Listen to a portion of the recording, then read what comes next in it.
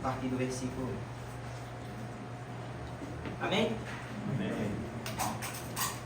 Assim diz a palavra do nosso Deus. Saulo, respirando ainda ameaças de morte contra os discípulos do Senhor, dirigiu-se ao sumo sacerdote e lhe pediu cartas para as sinagogas de Damasco, a fim de que, caso encontrasse alguns que eram do caminho, tanto homens como mulheres, os levasse presos para Jerusalém. Enquanto seguia pelo caminho, ao aproximar-se de Damasco, subitamente uma luz do céu brilhou ao seu redor. Ele caiu por terra e ouviu uma voz que lhe dizia: Saulo, Saulo, por que você me persegue? Ele perguntou: Senhor, quem é você? E a resposta foi: Eu sou Jesus, a quem você persegue. Mas levante-se e entre na cidade, onde lhe dirão o que você deve fazer.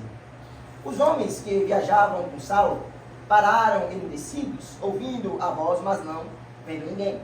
Então Saulo se levantou do chão e, abrindo os olhos, nada podia ver. E, guiando pela mão, levaram para Damasco. Esteve 3 dias sem ver, durante os quais nada comeu e nem bebeu. Oremos. Senhor nosso Deus e nosso Pai, louvado seja o Senhor por essa oportunidade, Pai, que estamos tendo aqui de meditar na Tua Palavra e aprendermos a Tua santa e maravilhosa Palavra. Que o Senhor possa nos abençoar, Pai amado. Que o Senhor possa abrir os olhos dos corações daqueles que não te conhecem e fortalecer aqueles que o Senhor já conhece muito bem. Que o Senhor abençoe cada um, Pai amado, com alimento que vem do trono da graça do nosso Senhor e Salvador. E que o Senhor nos fortaleça, Pai amado, para podermos entender e compreender a Tua Palavra. Nós confessamos aqui diante do Senhor, Pai amado, que somos totalmente dependentes do Teu Espírito. Dependemos, Pai, do Senhor, dependemos do Teu Espírito. E pedimos, Senhor, que o Senhor tenha misericórdia de nós. Que o Senhor, Pai amado, derrame sobre nós, de forma especial, graça, para podermos estar concentrados na Tua Palavra, focados, Pai amado, naquilo que o Senhor tem para nos ensinar. E o Senhor nos ajude, nos fortaleça. Nós te pedimos tudo, Pai amado, aqui, pelos méritos de Jesus Cristo, em nome do Teu Filho. Amém. Podeis assentar, meus irmãos.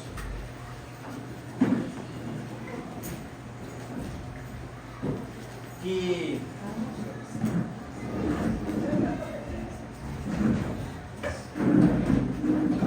então nós iremos falar sobre o seguinte tema: a soberania de Deus na conversão e no chamado de Paulo.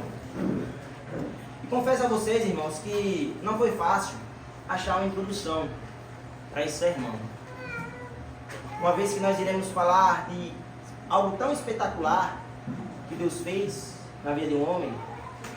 Eu tive uma certa dificuldade para achar algo, né, para introduzir a vocês aqui no sermão. Mas há um tempo atrás eu assisti um documentário muito especial.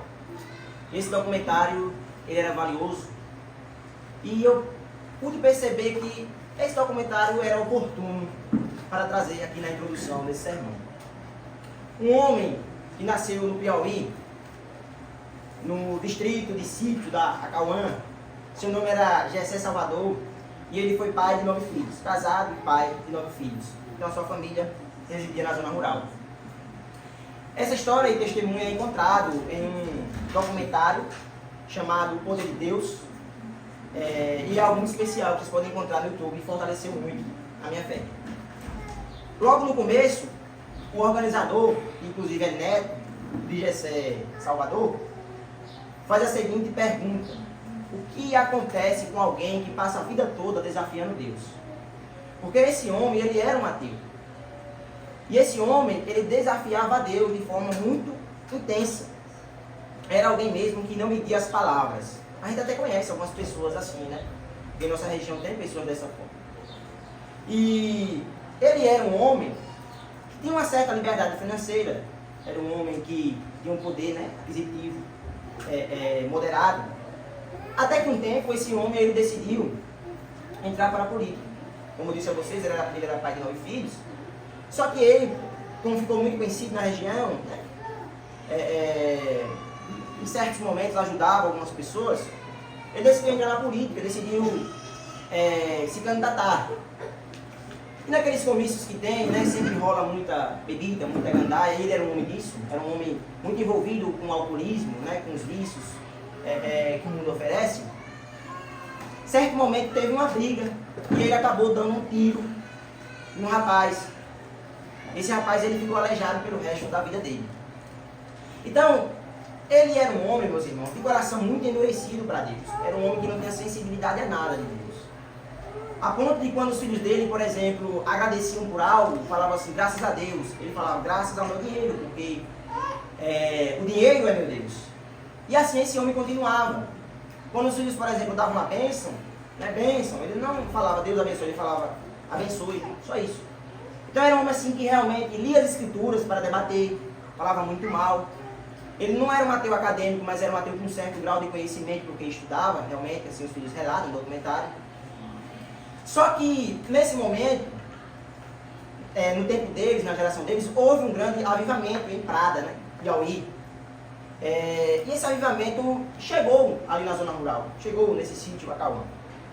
E o pai de Jessé Salvador, e o próprio Jessé Salvador, que é um homem ateu, endurecido, eles zombavam realmente dos crentes. Aquele povo que mangava, apedrejava, fazia tudo vocês imaginarem. Era um homem realmente, assim, muito horrível. Né? E, diante disso, os cristãos sempre evangelizavam e também oravam por essa família. Mas ele era, assim, um homem muito endurecido. E ele tinha 9 filhos, e os 9 filhos praticamente também ateus, porque não aprendiam nada, e pararam de dar bênção, pararam de ter esses costumes, né? Até cultural mesmo, de falar sobre Deus. Até que, certo dia, uma filha dele saiu para a cidade, né, grande, e foi fazer faculdade. Lá ela passou pela conversão. Ela fala que foi uma conversão muito dramática, se apaixonou muito pelo Senhor Jesus Cristo. E aí ela voltou. E quando ela voltava, ela pregava, e o pai começou a perseguir ela de forma intensa. E assim, quando vocês verem perseguição, eu estou falando perseguição intensa, a ponto de xingar, né, falar que estava doida e tudo mais, assim, vocês imaginarem. E para surpresa de muitos, aconteceu que outro filho também se converteu. E ela foi evangelizando e os filhos foram se convertendo. No final do tempo, os 9 filhos deles estavam convertidos. Então, os 9 filhos convertidos e só ele ali ainda, endurecido. E quando os filhos iam pregar o evangelho, falar das escrituras, ele era alguém que tinha uma cultura até muito marxista, né? Ele era muito envolvido com isso, odiava Israel, era daquele povo, né, que tem essa cosmovisão aí totalmente distorcida. E aí ele começou agora a odiar os filhos, xingar os filhos, perseguir os filhos. Ele falou em vender tudo para os filhos não ter herança. Eu sei que esse homem foi ficando, meus irmãos, cada dia mais endurecido. Até que um certo dia uma doença o pegou, uma doença muito profunda. A doença era muito estranha, né? A língua dele ficava caindo para fora, ele ficava com a língua para fora, os beiços dele inchavam e ele não conseguia falar nada. E aí ele foi percebendo que sempre que ele ficava doente, ele resolvia, no médico resolvia. Só que isso não estava sendo resolvido. E aquilo se intensificou tanto que ele relata que a língua dele era como se tivesse vermes, né, andando na língua dele, coçava, ele queria arrancar a língua dele assim mesmo. E até tem vídeos, né, os filhos dele fizeram muitos vídeos desse momento. Só que os filhos começaram ali a perceber que ele estava cada dia mais depravado, endurecido. E eles xingavam, odiavam os filhos dele, ele não tinha mais comunhão, ele ficava sempre no quarto dele trancado, né? E não queria mais saber disso. Mas teve um dia que foi o ápice. Teve um dia que ele estava tão transtornado, e ali já era um caso muito delicado, que os filhos falam realmente que era um caso onde Satanás estava tendo muita vantagem, que ele ficou andando como um cachorro dentro de casa, literalmente assim, como um cachorro. E a voz dele mudava e ele começou a falar coisas assim, do nada, coisas que se você vê os filhos contando, você diz assim, não, realmente essa pessoa ela está alucinada. Só que os filhos começaram a perceber que eram principados e potestades ali, né, na vida dele. E isso foi se intensificando, a ponto de ele começar a falar que estava vendo coisas, vendo vulto, né, e as coisas foram realmente ficando cada dia pior. Diante disso, os filhos ficavam com aquela revolta, né, querendo abandonar o pai. Só que aí eles se uniram, os 9 filhos se uniram e fizeram o que é correto dentro da palavra. Eles começaram a se juntar, orar, jejuar e pregar. E fizeram isso durante um certo tempo. Até que um dia, os filhos estavam agindo com ele, quanto mais ele era duro, mais os filhos agiam com amor com ele. Agia com amor com ele. E ele foi sendo quebrantado aos poucos. Mesmo assim, ele não se entregou, né, ao Senhor Jesus Cristo, pregação e tudo mais. Mas a esposa dele, nesse momento, entra no documentário e ela começa a falar de algo que aconteceu. Ele já estava muito fraco, ele não andava mais, ele não conseguia caminhar mais. E 2 horas da manhã, ele se levantou sozinho da cama, ninguém sabe como isso aconteceu. E ele saiu de noite, esse escuro, né, na zona rural não tinha energia na época, e ele saiu caminhando. Ele saiu caminhando e ele foi para a frente da casa dele. E ele ficou olhando para fora. E a esposa acompanhou ele sem ele perceber.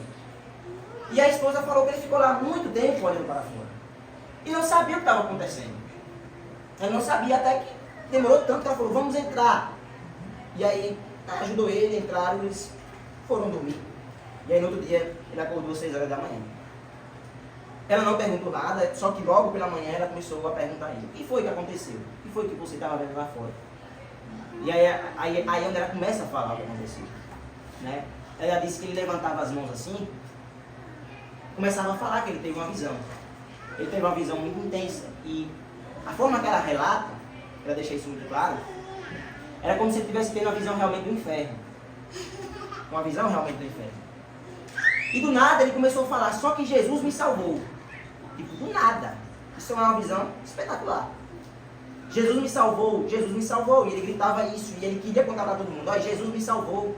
Ele disse que teve uma visão de Cristo, mas ele não fala do rosto, não fala de nada, né? Teve uma visão do Senhor Jesus Cristo. E daquele momento em diante, daquele dia, daquela visão, o que ele queria fazer era agora só evangelizar. Ele queria estar evangelizando. Ele queria sair, ele já estava um pouco debilitado, então tinha que botar ele no carro, ele tinha que sair falando que queria contar tudo para o povo. A primeira coisa que ele fez foi se resolver com os filhos, pedir perdão aos filhos. Ele foi passando por um processo de arrependimento, sem discipulado nenhum, se arrependendo e confessando os pecados dos filhos, e procurou aquele cara que ele atirou e ficou aleijado e também foi. Pedir perdão a ele, o rapaz perdoou. E aí o testemunho dele cresceu muito na cidade. Mas o que ele começou a fazer, né, depois disso, foi justamente pregar Cristo, ensinar Cristo. E de uma forma extraordinária que não estava tendo, naquela época, os irmãos deles, né, moravam em outras cidades. E aí ele ficava pedindo para os irmãos dele mandar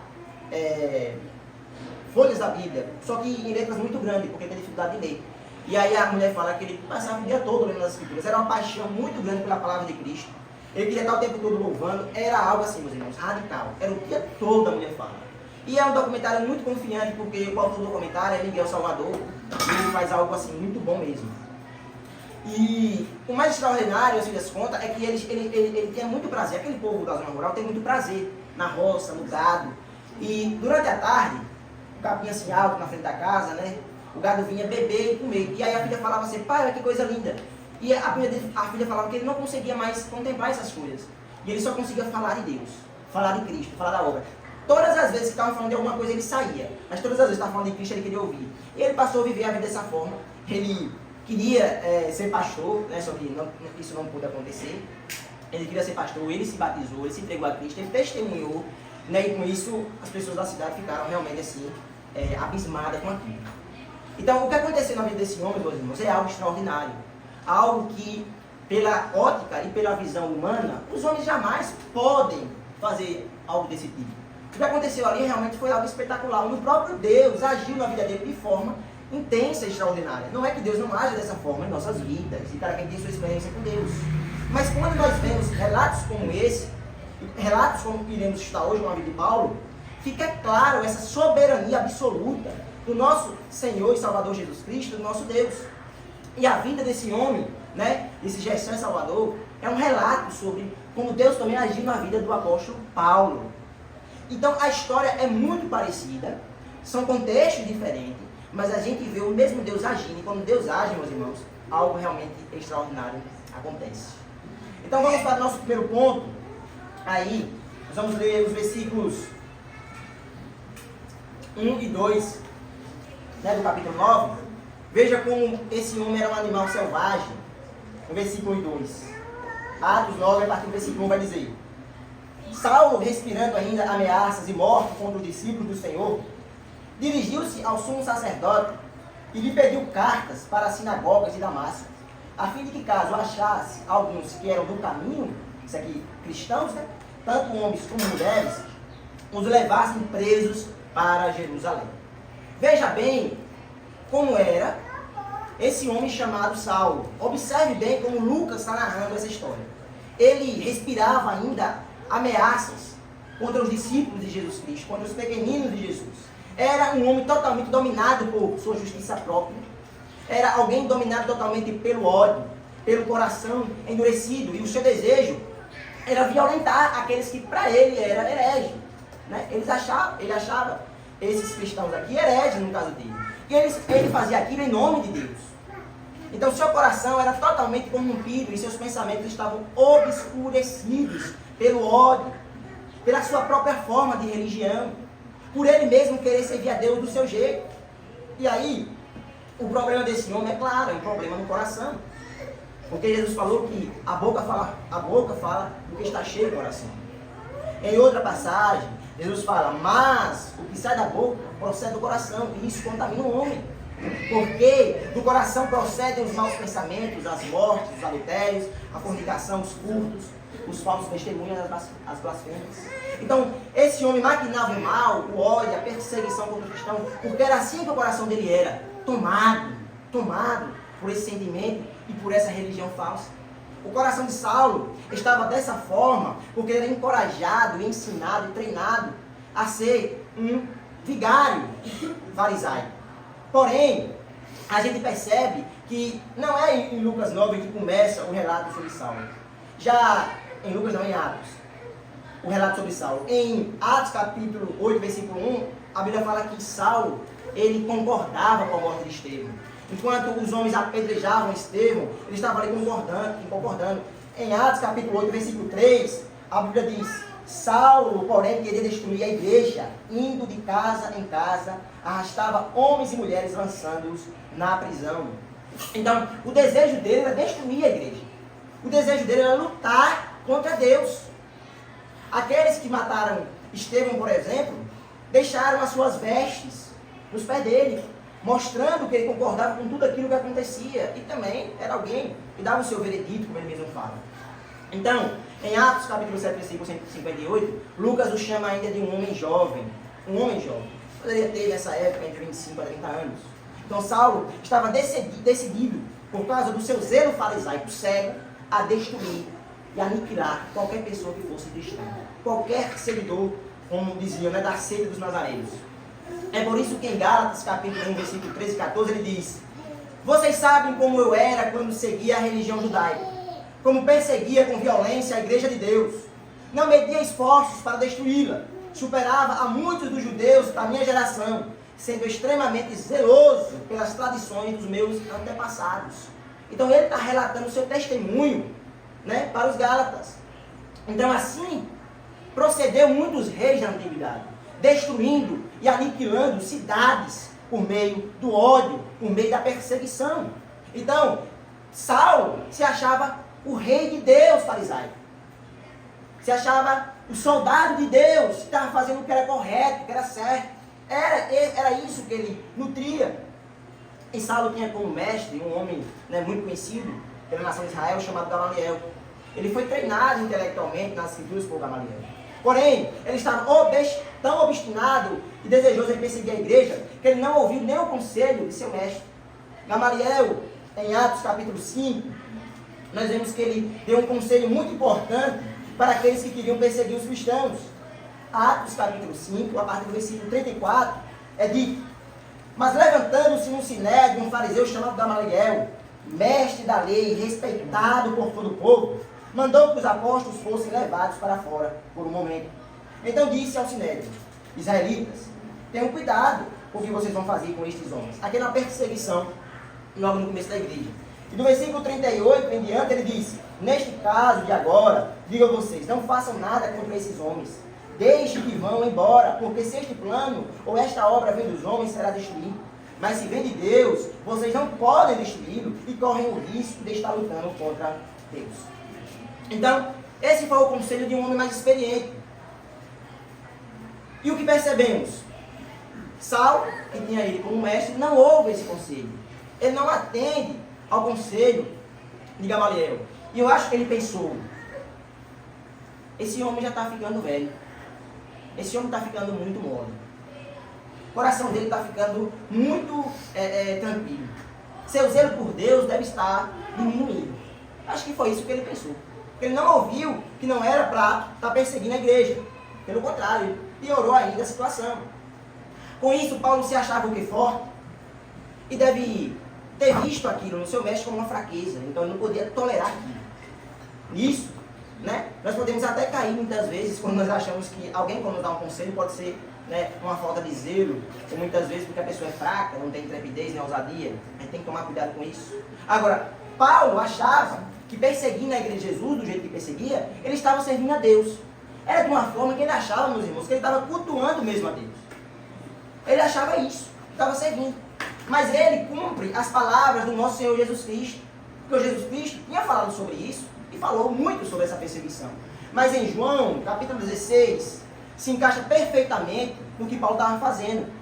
Em João 16, a partir do 1, Jesus diz assim: eu lhes digo estas coisas para que não desanimem da fé, pois vocês serão expulsos das sinagogas, e virá o tempo em que aqueles que os matarem e perseguirem pensarão que estão prestando um serviço sagrado a Deus. Jesus está falando. E por que farão isso? Farão isso porque nunca conheceram o meu Pai nem a mim. E não era isso que Paulo estava fazendo, Saulo já estava fazendo. Não era isso que ele estava achando que era a realidade ali da situação, que ele estava cultuando, que ele estava adorando, que ele estava servindo a Deus. Eu acho que ele se empolgava no rei Davi. Eu acho que ele pensava que o que ele estava fazendo era a mesma coisa que o rei Davi fazia no passado. Totalmente, né? Uma visão totalmente distorcida.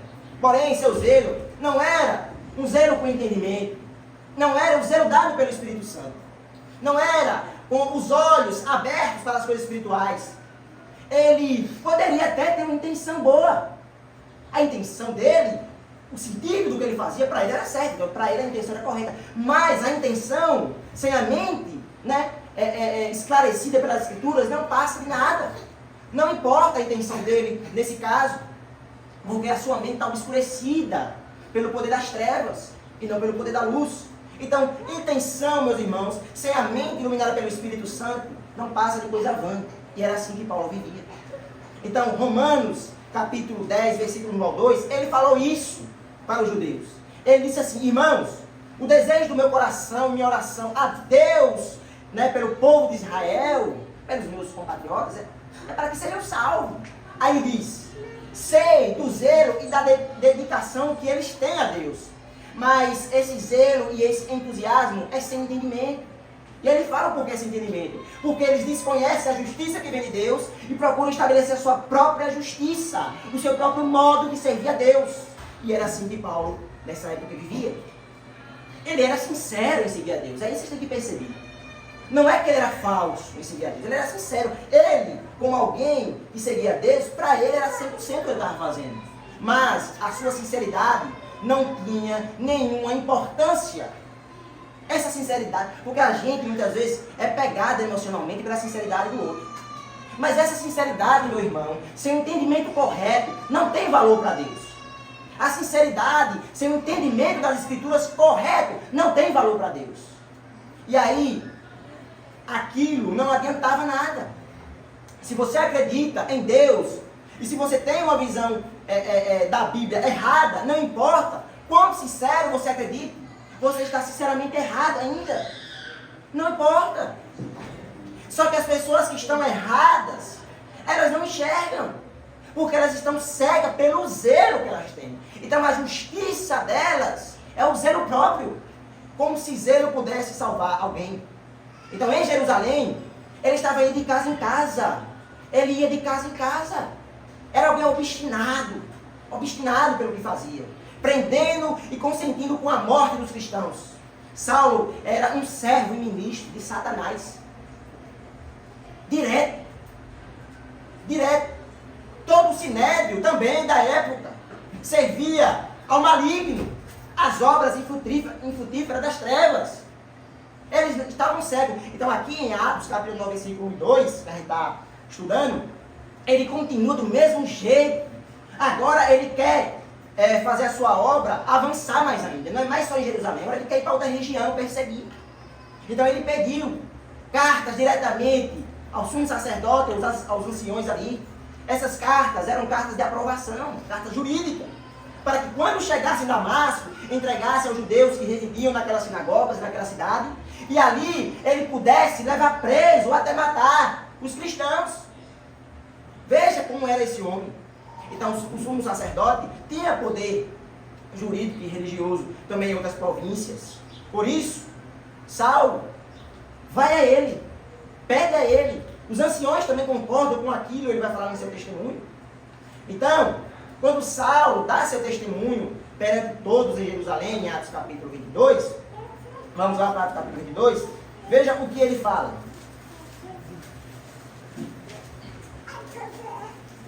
Atos 22, versículos 4 e 5.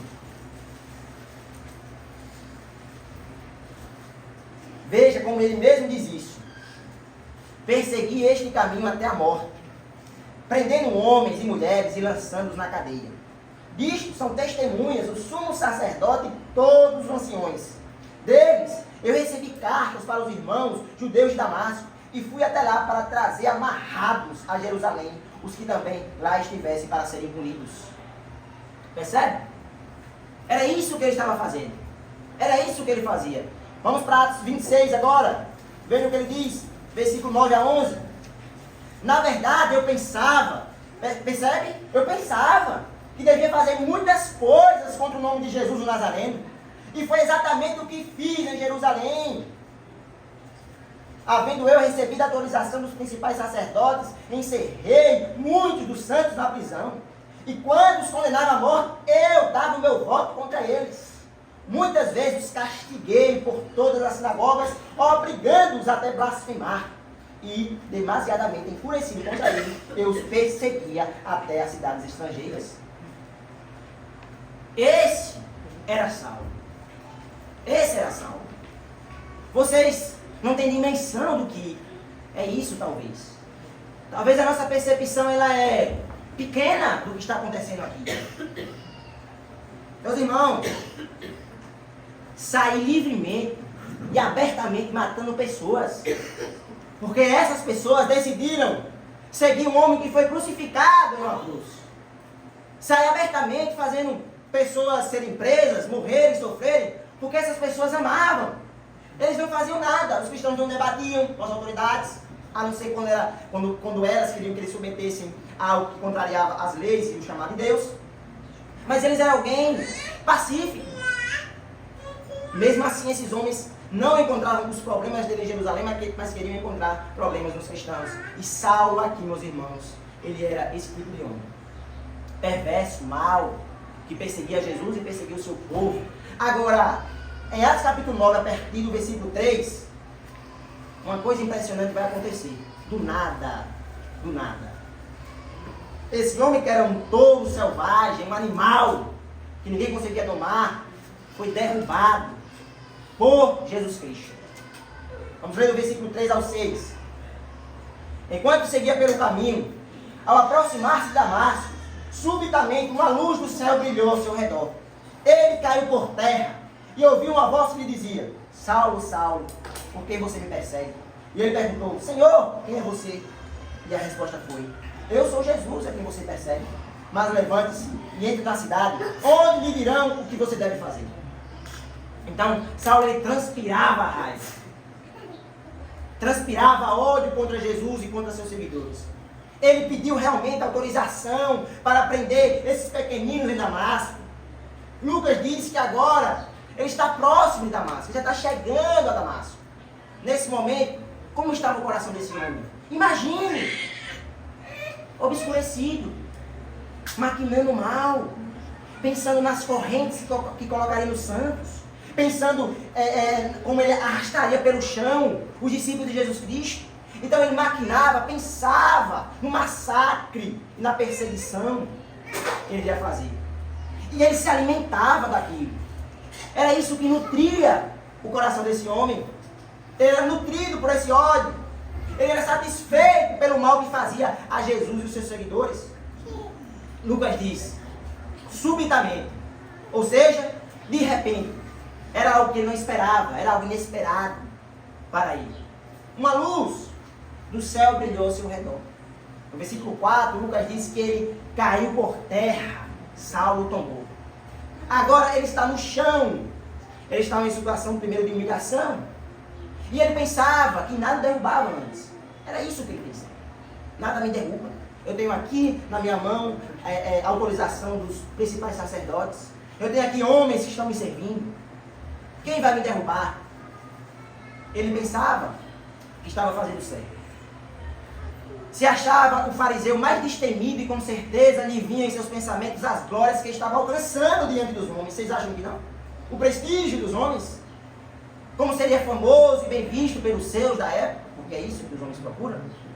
Ele fazia essa missão de perseguir os cristãos com sangue nos olhos. E creio que ele imaginava as pessoas escrevendo e contando as suas histórias umas para outras, como se aquilo fosse algo belo. Saulo, o vingador de Deus, iriam falar. Era um daqueles homens descritos pela Bíblia como sábio aos seus próprios olhos, inteligente, né, diante dos seus próprios pensamentos.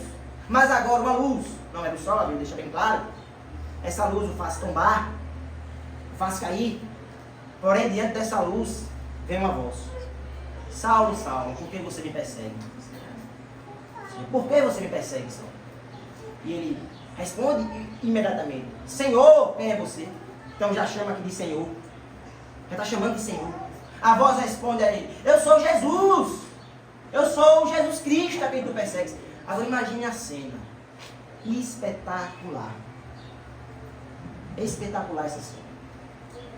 Desse momento em diante, Saulo está quebrado. Ele está em choque. Imagina o coração dele saindo pela boca. Ele não conseguia raciocinar direito. Tudo que ele tinha possuído em sabedoria e estudo não ajudava ele. Qual sabedoria ele tinha para dar aquele momento? O que ele poderia falar? O que ele aprendeu que poderia usar contra Jesus Cristo? Ele está completamente quebrado. É assim que Cristo faz conosco. Ele nos quebra. Quem foi quebrado por Cristo sabe. Jesus Cristo, de forma extraordinária e singular, aparece a Saulo e diz: Saulo, Saulo, por que me persegues? Saulo perseguia os pequeninos, irmãos. Perseguir os cristãos, perseguir a igreja, é perseguir Cristo, porque a igreja é seu corpo. Aquele que não valoriza a igreja, jamais pode valorizar Cristo de forma correta. Aquele que não está com a igreja, com os pequeninos, jamais pode estar com Cristo. Porque me persegues? Cristo está no céu, mas o corpo dele está na terra, a igreja. Mas diante dessa pergunta de Jesus a Saulo: Saulo, por que você está me perseguindo? Todo mundo tomba.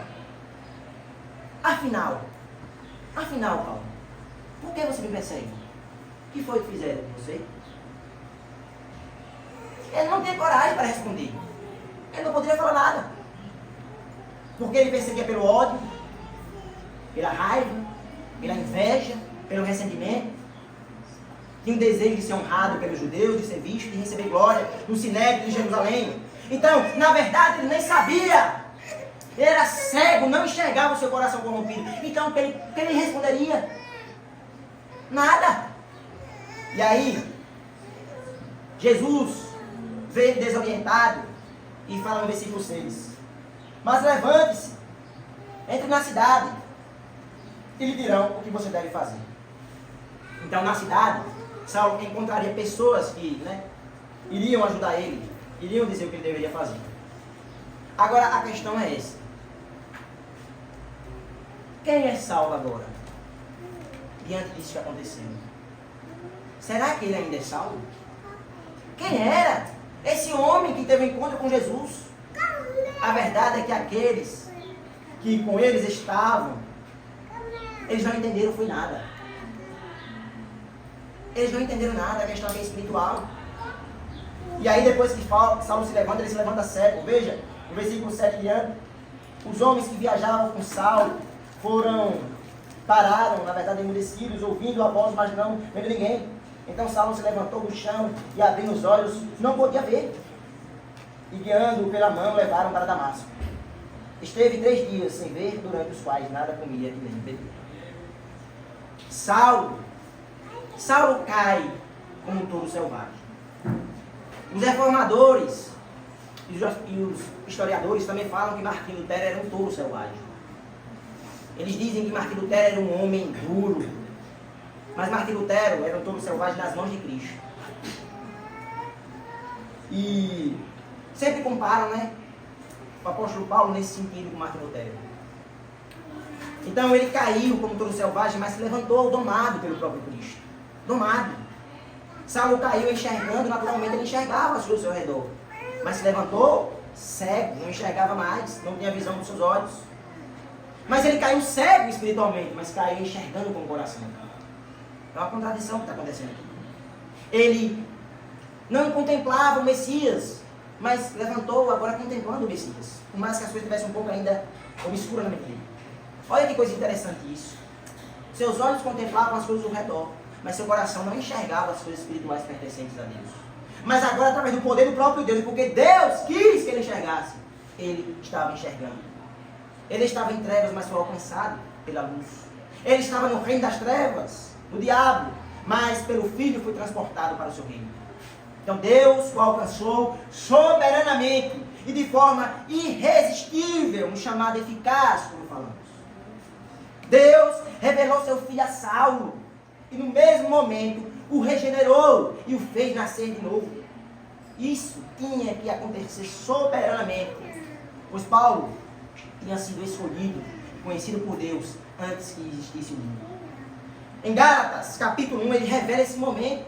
Gálatas 1, versículo 15 e 16, ele diz: contudo, ainda antes de eu nascer, Deus me escolheu e me chamou por sua graça. Foi do agrado de Deus revelar o Filho a mim.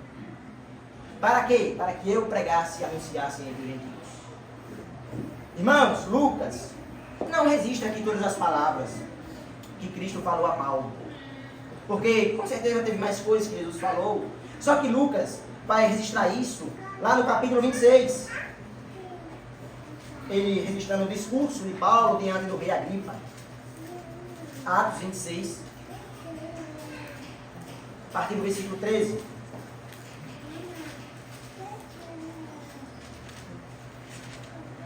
E diz, Atos 26, a partir do 13. Ao meio-dia, ó rei, enquanto eu seguia pelo caminho, vi uma luz do céu mais resplandecente que o sol, que brilhou ao redor de mim e dos que iam comigo. E caindo todos por terra, ouvindo uma voz que me falava em língua hebraica: Saulo, Saulo, por que você me persegue? É duro você ficar retrocedendo ou dando coices nos aguilhões. Então eu perguntei: Senhor, quem é você? Ao que o Senhor respondeu: eu sou Jesus a quem você persegue. Mas levante-se e fique em pé. E eu apareci a você para constituí-lo ministro e testemunha tanto das coisas em que você me viu, como das coisas pelas quais ainda lhe aparecerei. Vou livrar você do próprio povo e dos gentios, para os quais eu envio, para abrir os olhos deles e convertê-los das trevas para a luz do poder de Satanás para Deus, a fim de que eles recebam remissão de pecados e herança entre os que são santificados pela fé em mim. Veja aqui que existe mais revelação, né? Paulo está revelando mais. Jesus revela que Paulo era um ministro escolhido por Deus. E ele iria testemunhar e pregar o Evangelho entre os gentios, a fim de ser um instrumento de Deus para resgatar pessoas das trevas para a luz e do poder de Satanás para o poder de Deus. Então, quando Paulo passa por essa conversão poderosa e escandalosa, e fica cego sem saber o que fazer, Deus chama um discípulo já em Damasco, prepara tudo, um discípulo chamado Ananias, para ajudar Paulo e para instruí-lo, como vemos em Atos 9 ainda, a partir do versículo 15. Atos 9, a partir do 15. Mas Senhor, disse Ananias, mas o Senhor disse a Ananias: vá, porque este é para mim um instrumento escolhido para levar meu nome diante dos gentios e reis, bem como diante do filho de Israel, pois eu mostrarei para ele o tanto que ele deve sofrer pelo meu nome. Então Ananias foi, e entrando na casa, impôs as mãos sobre Saulo, dizendo: Saulo, irmão, o Senhor Jesus, que apareceu a você no caminho para cá, me enviou para que você volte a ver e fique cheio do Espírito Santo. E imediatamente caíram dos olhos de Saulo umas coisas parecidas com escamas, E ele voltou a ver, a seguir levantou-se e foi batizado. Cadê Saulo aqui? Cadê Saulo? Cadê as cartas que os sacerdotes deram? Cadê o desejo de matar, prender, perseguir os cristãos? Cadê? Cadê a preocupação com o sumo sacerdote e com todos os anciões do Sinédrio? Cadê a preocupação com seu título, sua posição, sua fama, suas riquezas? Cadê tudo isso que ele tanto almejava? Onde é que estão essas coisas? Na verdade, onde é que está Saulo? Meus irmãos, a partir de Atos, capítulo 9, versículo 3, não existe mais Saulo. Não existe. Não existe mais esse homem. Daqui para frente, nós encontramos um homem totalmente transformado pelo poder de Deus. É Deus quem operou nele. Foi o Espírito quem operou nele. Nós vemos aqui a soberania absoluta de Deus. E aí, veja quem é esse homem a partir de agora. Filipenses capítulo 3, a partir do versículo 5, ele vai dizer assim, olha: fui circuncidado no 8º dia, sou da linhagem de Israel, da tribo de Benjamim, hebreu de hebreus, quanto à lei, eu era fariseu, quanto ao zelo, perseguidor da igreja, quanto à justiça que há na lei, irrepreensível. Agora veja as palavras. Mas, o que para mim era lucro, isto considerei perda por causa de Cristo. Na verdade, considero tudo como perda por causa da sublimidade do conhecimento de Cristo Jesus, meu Senhor. Por causa dele, perdi todas as coisas e as considero como lixo para ganhar a Cristo e ser achado nele. Não tendo mais aquela justiça própria que procede da lei, que procede do que eu faço, mas aquela justiça que procede de Deus, baseada na fé. O que eu quero é conhecer Cristo e o poder da sua ressurreição, tomar parte nos seus sofrimentos e me tornar como ele na sua morte, para de algum modo alcançar a ressurreição dentre os mortos. Cadê Saulo? Esse é Saulo. Mas como isso é possível? A Bíblia fala que 3 dias depois ele foi batizado, na sua conversão, e já pregava nas sinagogas. Depois dali ele passou 3 anos em Damasco, sendo treinado pelo próprio Cristo. Depois ele volta para Jerusalém. Lá ele começa a pregar os mandamentos diante de todos. A igreja percebe que ele não tem como ficar ali. Manda ele para Tarso. Depois que ele está em Tarso, Barnabé, alguém visionário no reino de Cristo, vai chamar ele. Por 1 ano fica em Antioquia. E depois disso, meus irmãos, a Bíblia fala que o Espírito Santo separa Barnabé e Saulo para a obra. E eles fazem uma obra que os judeus disseram: ele está transtornando o mundo, está sacudindo, virando tudo de cabeça para baixo, e chegaram também aqui. Esse era o testemunho dos seus perseguidores agora. Então, isso só é possível porque Deus soberanamente salvou ele de si mesmo, salvou ele do diabo e salvou ele do mundo. Deus chama os seus, que foram escolhidos por ele, irresistivelmente. E quando ele chama, meu irmão, você vai ser quebrado. Se você não for, você vai ser quebrado. Você pode até resistir por um tempo, mas você não resiste ao Espírito Santo para sempre. Ele não conseguia tirar mais os olhos do seu Senhor Jesus. Ele virou aquele tipo de homem louco, fanático, doido pelo Senhor Jesus Cristo. Ele não via nada mais sublime do que o conhecimento do Filho de Deus encarnado. Mas realmente o que é mais sublime do que Jesus Cristo, o Filho de Deus, se tornar homem? O que é mais sublime do que termos Cristo encarnado entre os homens, aquele que criou todas as coisas e que sustenta todas elas pela palavra? O que é mais sublime do que saber que esse Jesus foi crucificado por nós? Então o amor encontrou Paulo, a graça o alcançou e a misericórdia foi revelada a ele. Ele não poderia ver se não fosse o próprio Deus. 1 Timóteo, capítulo 1, versículo 14 e 16, ele diz: por isso, ele escreve dessa forma: a sua graça transbordou em mim e me encheu de fé e de amor por meio de Cristo. E essa afirmação é digna de confiança e todos devem aceitar.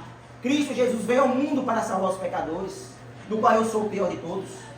Mas foi para isso, eu, o pior dos pecadores, recebi misericórdia, para que assim Cristo Jesus mostrasse o quanto é paciente.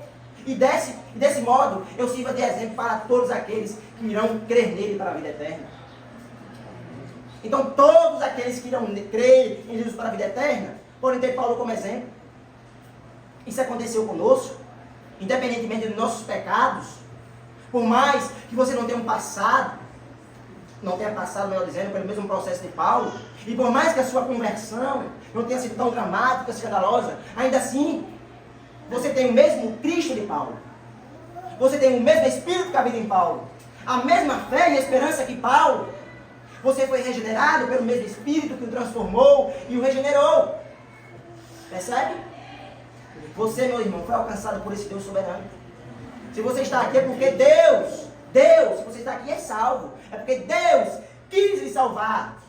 Te escolheu antes da fundação do mundo. E mesmo diante de tanto pecado que ele viu em você, ele decidiu ainda assim de amar e revelar a misericórdia dele a você, primeiro filho. Então, se você é um cristão hoje, você foi alvo e é alvo do amor de Deus, da graça e da misericórdia de Deus. Como esse homem não poderia se apaixonar por esse Deus? E como nós também não temos que ser tão apaixonados por esse Cristo? Como podemos ser tão duros de coração diante de todas essas sublimes realidades? Diante de Cristo Jesus, nosso Senhor.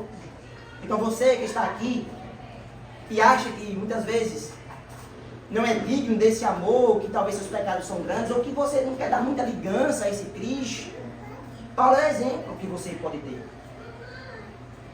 Você tem que olhar para esse Cristo. Você tem que crer nesse Cristo.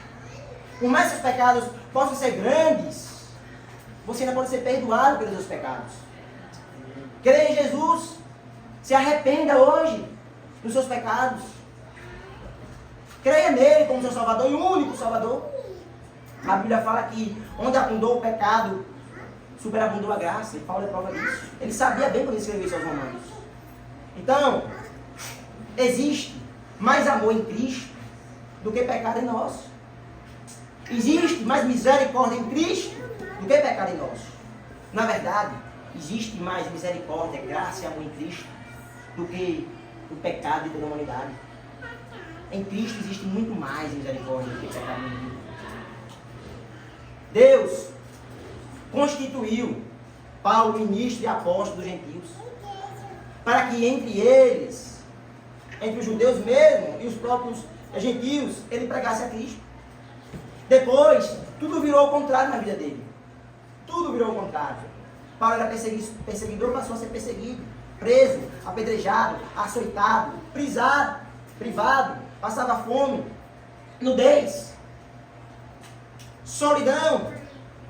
Ele se tornou o maior apóstolo, mestre, pastor e evangelista e missionário, até onde sabemos, né, do cristianismo até hoje.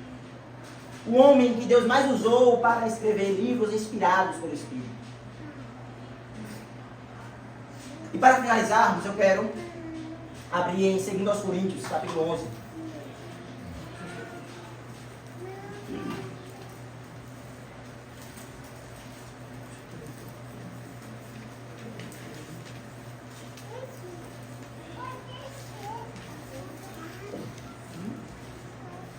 Segunda Coríntios 11,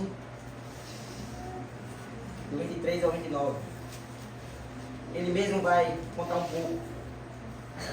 Veja a contradição. Olha o que esse homem fazia antes, olha o que ele sofria agora. 2 Coríntios 11, a partir do 23. Vai dizer: são ministros de Cristo? Falo como se estivesse fora de mim. Afirmo que sou ainda mais. Em trabalhos, muito mais. Em prisões, muito mais. Em açoites, sem medida. Em perigos de morte, muitas vezes. 5 vezes recebi dos judeus 40 açoites menos 1. 3 vezes fui açoitado com varas. 1 vez fui apedrejado. 3 vezes naufraguei. Fiquei 1 noite e 1 dia boiando em alto mar. Em viagens, muitas vezes, em perigos de rios, em perigos de assaltantes, em perigo entre patrícios, em perigos entre gentios. Em perigos na cidade, em perigos no deserto, em perigos no mar, em perigos entre falsos irmãos. Em trabalhos e fadigas, em vigílias, muitas vezes. Em fome e sede, em jejuns, muitas vezes. Em frio e nudez. Além das coisas exteriores, que é isso que ele falou, além das coisas exteriores, ainda pesa sobre mim diariamente a preocupação com todas as igrejas. Quem enfraquece, que eu também não enfraqueça. Quem se escandaliza, que eu também não fique indignado. Então, isso aqui é o fruto da transformação dada pelo Espírito Santo. Dada pelo próprio Deus. Essa é a obra que Deus realiza no coração de um pecador e perseguidor da sua própria igreja. E não é porque ele perseguia a igreja que ele era mais ou menos pecador. A questão é que ele desceu ao fundo do poço de uma forma mais intensa que outros descem. Mesmo assim, a obra da regeneração é extraordinária da mesma forma na vida de todos. É um milagre extraordinário. Então, Paulo, que perseguia a igreja, faz tudo por ela. Por quê? Porque alguém me perseguia e matava, agora faz tudo por ela. Será que é culpa? Não. Não era por culpa que ele fazia isso. Esse sentimento carnal que muita gente tem. Por que Paulo ficou assim? Muito simples de entender. Deus. Porque Deus é o autor dessa obra. Deus o sustentava nessa obra. Deus o transformou para essa obra. Foi Deus quem operou em Paulo. Isso jamais pode ser a obra de alguém que diz: eu vou me arrepender. Eu vou me converter. Eu vou parar com isso. Não, meu irmão. Você não. É o Espírito em você quem faz isso. Quando alguém fala assim, talvez, pode ser um neófito, que ele não conhece corretamente o ensino das Escrituras. E se ele fala assim, aconteceu isso com ele, é porque o Espírito já operou e ele nem sabe. Porque é assim que acontece em nossas vidas no começo. O Espírito opera e a gente não sabe. A gente acha que é a gente. Esse é o Deus que servimos. Então, diante disso, diante de toda essa história, essas duas histórias, a primeira que eu falei na introdução e essa extraordinária aqui descrita na Bíblia, do apóstolo Paulo. Qual é o problema tão grande na sua vida? O que é tão grande em sua vida? Me fala. Talvez o seu problema não é o problema em si, mas você não conhecer esse Deus aqui. Esse Deus aqui. O que é o problema perto desse Deus aqui? Você não consegue enxergar que se você é um salvo e regenerado, o maior milagre já aconteceu em sua vida? Você não consegue perceber que a maior bênção já chegou a você? Já bateu em sua porta? Já entrou em sua casa?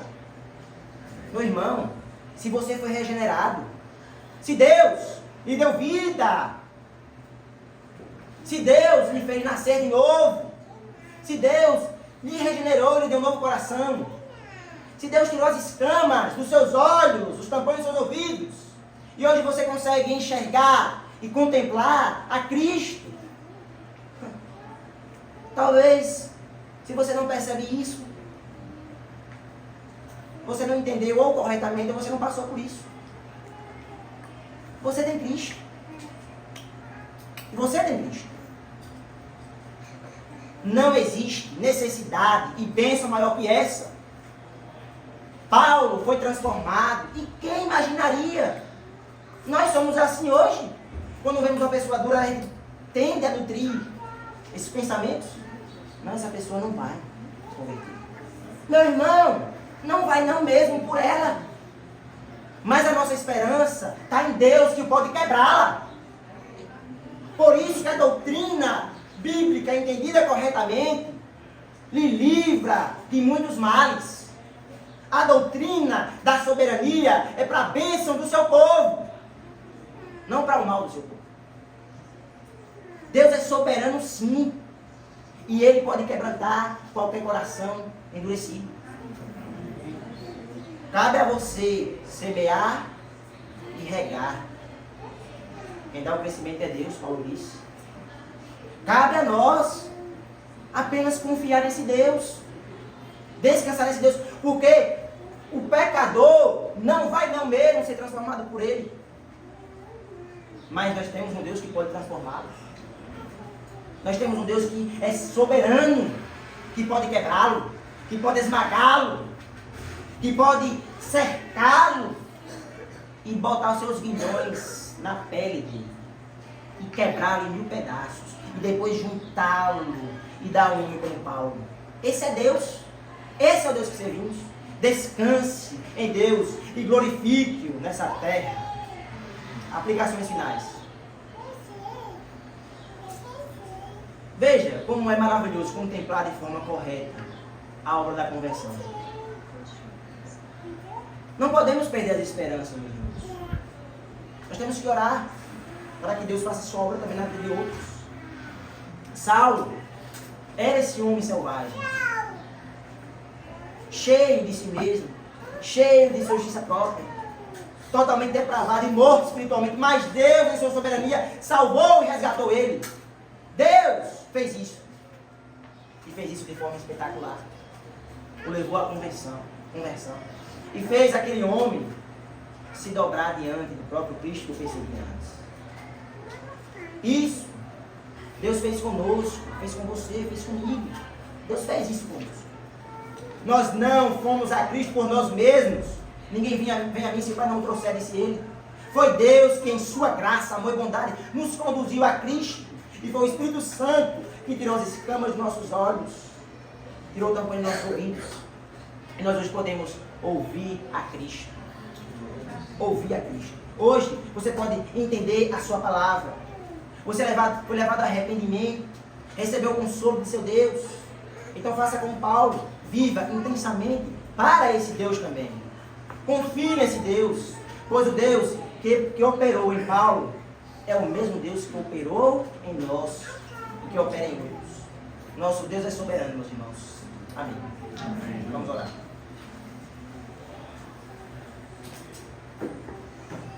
Pai amado, Pai santo, nós te louvamos. Te agradecemos pela tua palavra. Nos ajuda, Senhor. Nos ajuda, além de confiarmos no Senhor, termos a visão também, Pai amado, das coisas corretamente.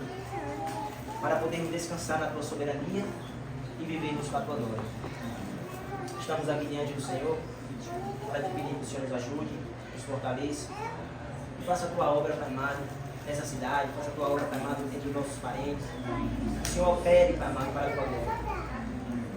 Nós te agradecemos, Pai amado, pela tua palavra, que nos dá direção, que nos ajuda, que nos consola, que nos repreende. E te louvamos por esse momento. Em nome de Jesus. Amém.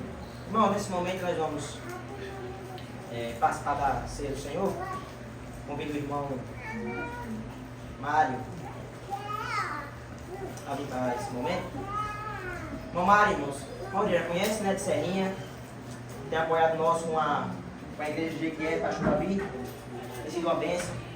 E para nós é uma alegria imensa, né, tê-los aqui conosco.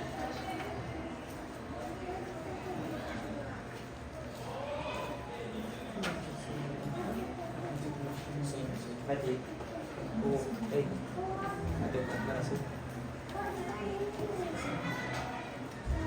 Graças a paz, irmãos.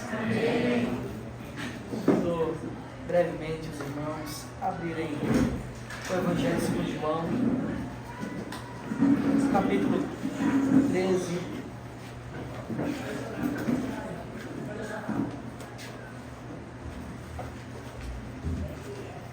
A distribuição dos alunos. Ô, irmão, e aí, irmão?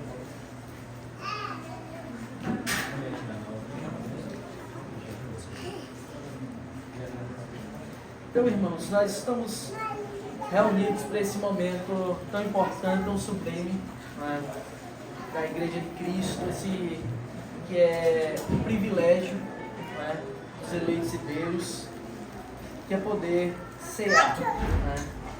Mas a palavra de Deus, né, a palavra do nosso Deus nos diz, no Evangelho de João, no capítulo 13, a partir do versículo 1, aquele dia em que o Senhor instituiu a ceia, diz assim: antes da festa da Páscoa, sabendo Jesus que era chegada a sua hora de passar deste mundo para o Pai, tendo amado os seus que estavam no mundo, amou-os até o fim. A palavra de Deus nos diz que o Senhor amou-nos até o fim. E nesse dia onde Ele instituiu a ceia, a ceia ela tipifica, ela nos apresenta a glória desse amor. Temos o pão e o vinho, e o Senhor nos entrega naquele dia ele foi entregue por nós, e o pão e o vinho representam a sua entrega. O seu corpo foi pregado no madeiro, o seu sangue que foi vertido, o sangue da nova e eterna aliança em nosso favor, o sangue que nos purifica de todo pecado. Mas esse texto ele nos diz uma coisa muito interessante. A partir do versículo 2, ele está assim: durante a ceia, tendo já o diabo posto no coração de Judas Iscariotes, filho de Simão, que traz Jesus, sabendo este que o Pai tinha confiado tudo às suas mãos, e que ele tinha vindo de Deus e voltava para Deus, levantou-se da ceia, tirou a vestimenta de cima e, pegando uma toalha, cingiu-se com ela. Em seguida, Jesus pôs água numa bacia e começou a lavar os pés dos discípulos e a enxugá-los com a toalha com que estava cingido. Quando se aproximou de Simão Pedro, este lhe perguntou: vai lavar os meus pés, Senhor? Pedro ficou indignado com aquela cena, né? Porque, enfim, aqueles que eram responsáveis por lavar os pés dos outros era o escravo da pior estirpe, né? Era o servo mais sem valor possível. E Jesus, ele, no dia em que institui a ceia, na verdade naquela noite em que ele estava prestes a ser traído, entregue, o diabo já tinha posto no coração de Judas isso, o Senhor assume aquela posição e ele ensina aos discípulos qual a posição que seus discípulos devem tomar. Até então, nós vemos os discípulos debatendo sobre quem vai sentar do lado direito, do lado esquerdo de Jesus. A gente vê eles perguntando quem é maior no reino de Deus. Mas o próprio Cristo, ele se coloca como aquele que se humilha, que se rebaixa e toma essa posição de lavar os pés. E Pedro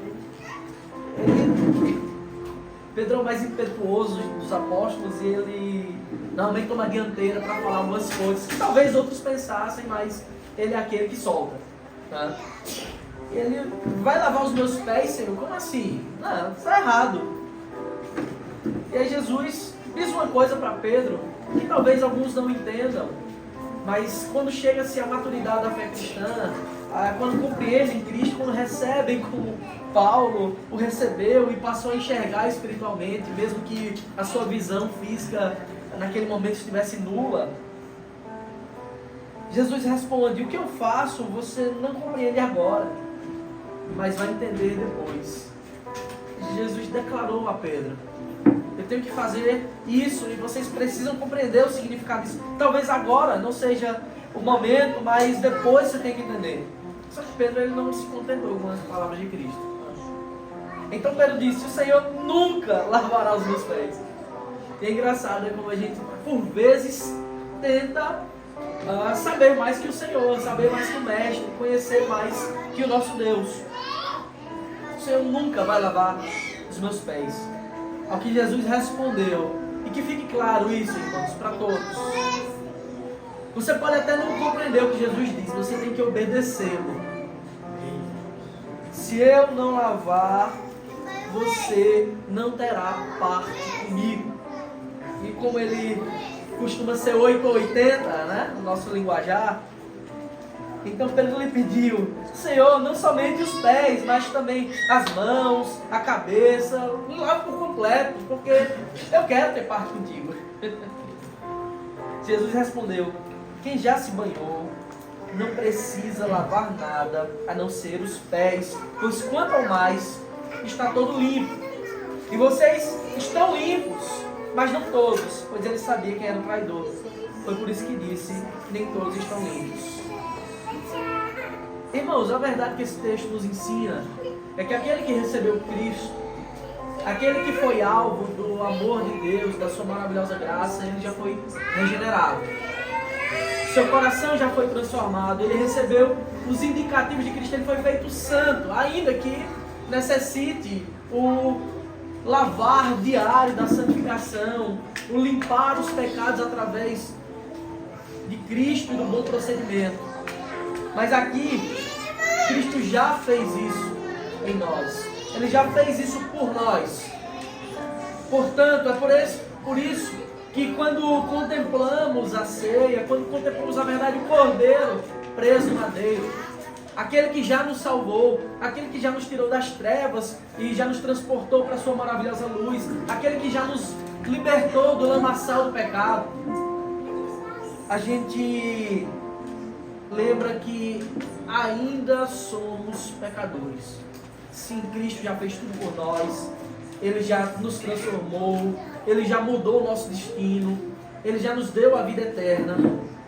Mas infelizmente nós ainda, mesmo já tendo sido lavados, andamos no mundo que é cheio de lama.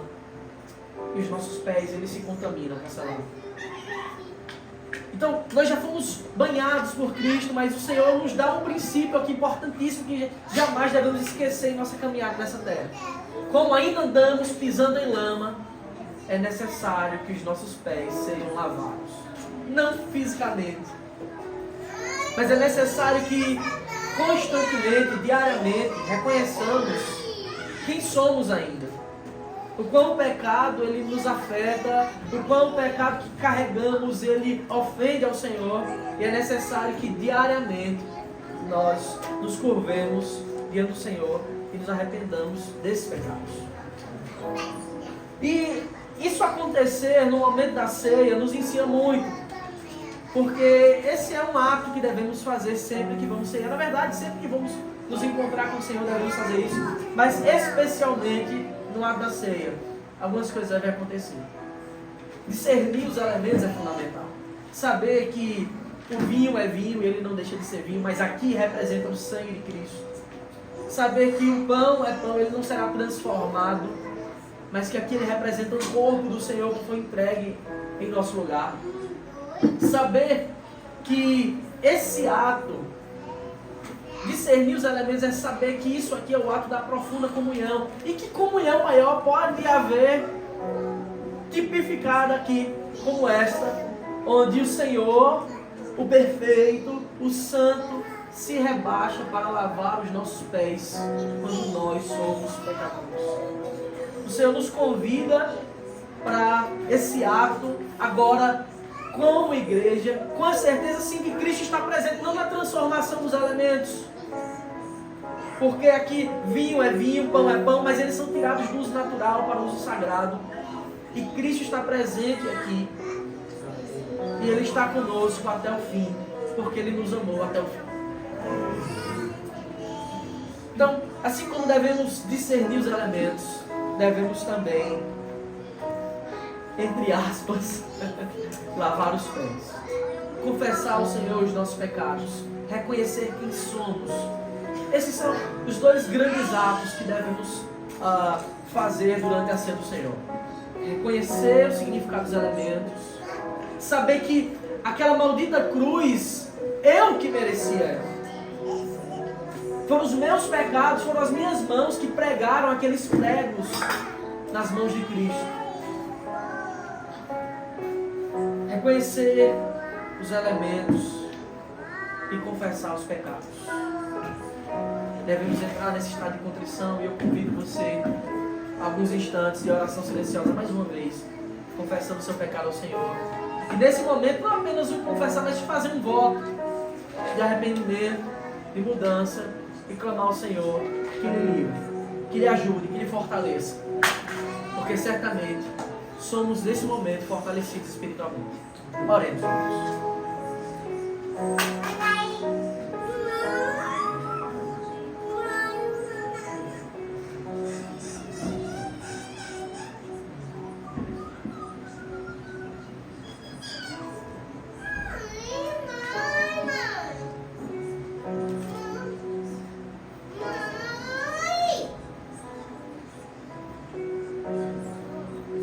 Senhor nosso Deus, Pai, nós te damos graças, nós te pedimos perdão pelos nossos pecados.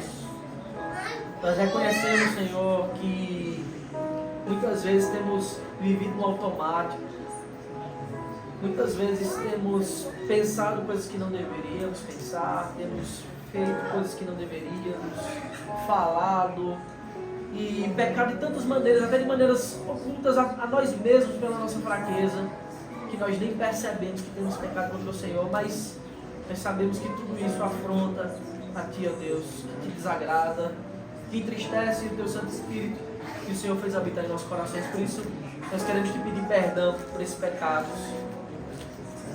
Nós clamamos ao Senhor, ó Deus, e pedimos para que o Senhor nos fortaleça, para que a gente esteja limpo.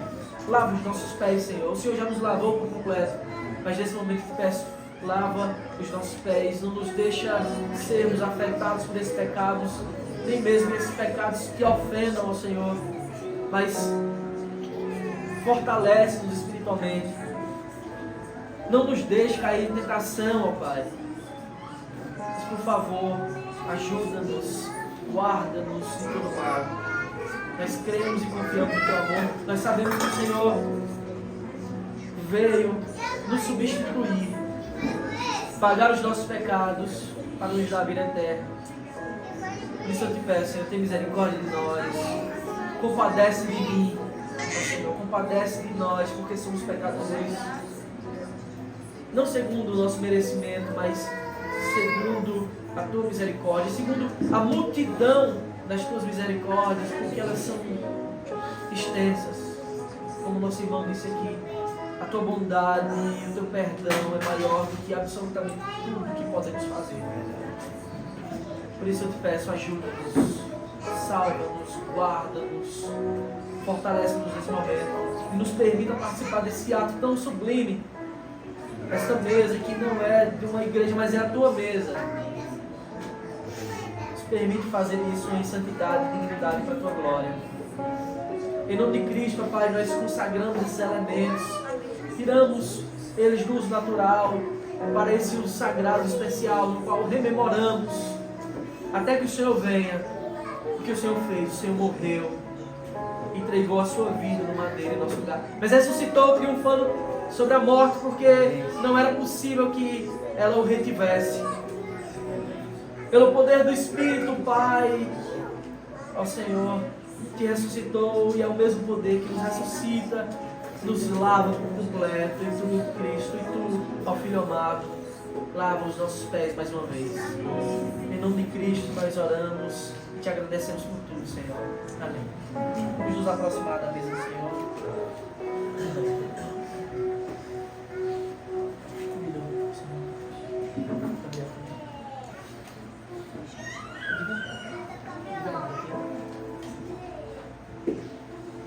Irmãos, a palavra do nosso Deus diz que o Senhor Jesus, na noite que foi traído, Ele tomou pão e deu graças.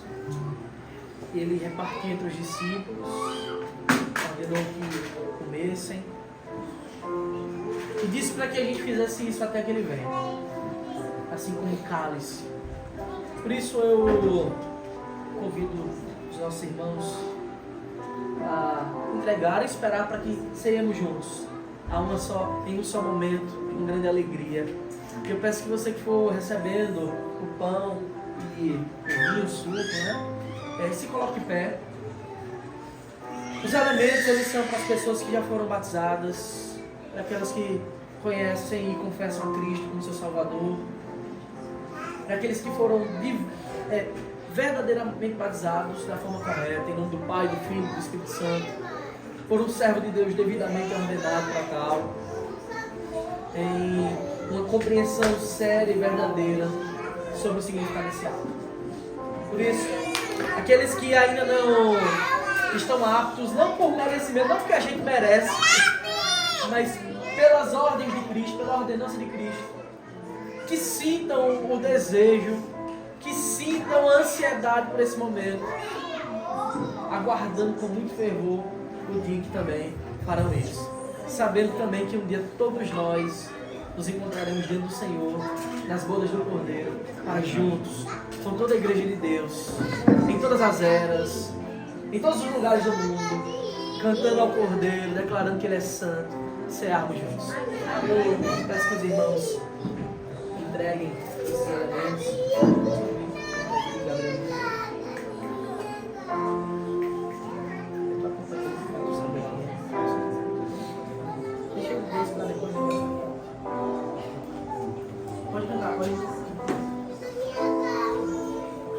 Cantemos juntos ao Senhor, irmãos.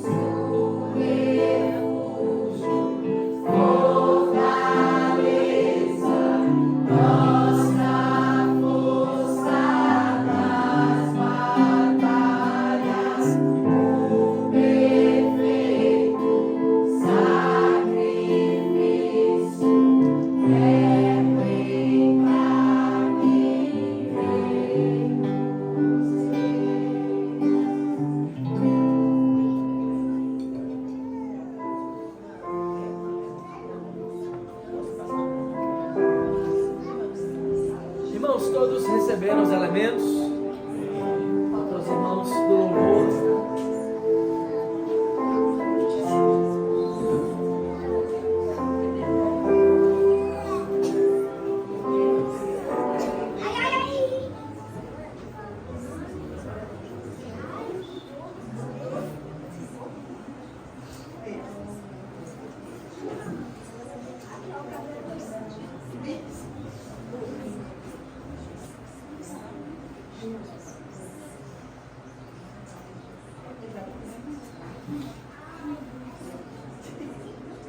Irmãos, na noite que o Senhor Jesus foi traído, Ele ergueu o pão e tendo dado graças, louvou ao Senhor, mesmo sabendo o que estava prestes a acontecer, mesmo estando prestes a entrar na agonia mais extrema que já alguém pode ter suportado. Ele já sofria a ira da condenação ainda em vida. O Senhor pegou o pão, o partiu, entregou aos discípulos e disse: esse é o meu corpo que é dado por vós. Façam isso em memória de mim. Comamos o pão, irmãos.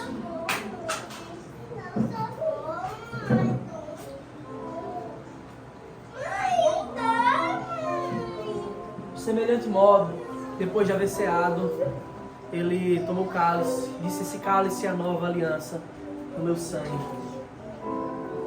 Todos nós bebamos em memória dele, porque o seu sangue já nos purificou de todo pecado. Amém.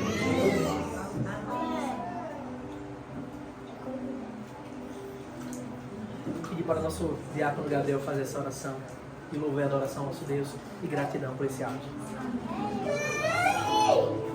Amado Deus, obrigado, Senhor, por mais um dia de vida.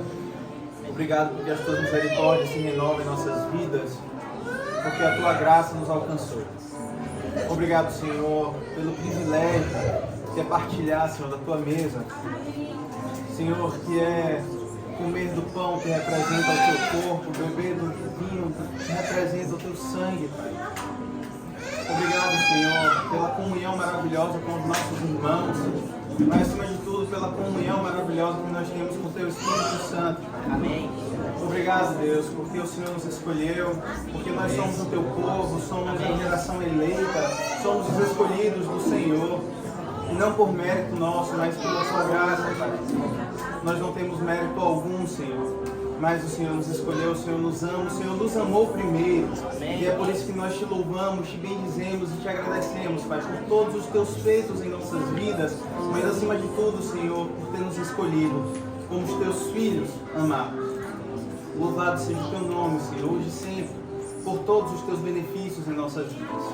É assim que te louvamos, te bendizemos e te agradecemos por tudo, Senhor. Amém. Amém.